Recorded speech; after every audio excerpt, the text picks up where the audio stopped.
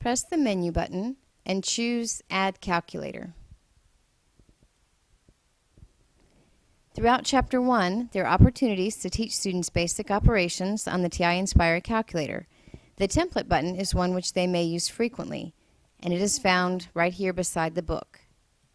When the template button is pressed, students are given a menu of templates from which to choose, including fractions, exponents, square roots, generic roots in which the student may enter their own index, as well as absolute value.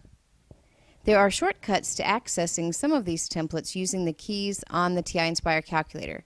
For example, if we press Escape, pressing Control and the division symbol will bring up the fraction template.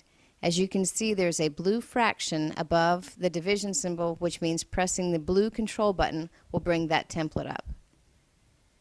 Pressing Control X squared will bring up a square root template.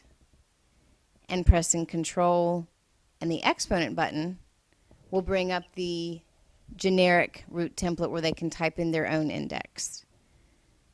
So if we delete all of these templates, we can practice typing in an example. One thing to keep in mind when using templates such as the fraction or the root templates or the absolute value or exponents is that the calculator will continue typing whatever you are putting into the calculator into that template unless you press the right arrow key to exit the template. So let's try to type in the example that you see on the screen. So the first thing I'm going to do is bring up my fraction template by pressing Control and Divide, or you can press your template button and choose the fraction.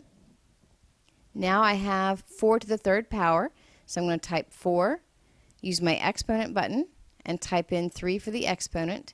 Notice that the cursor is still up in the exponent, so I must press my right arrow key in order to exit that exponent.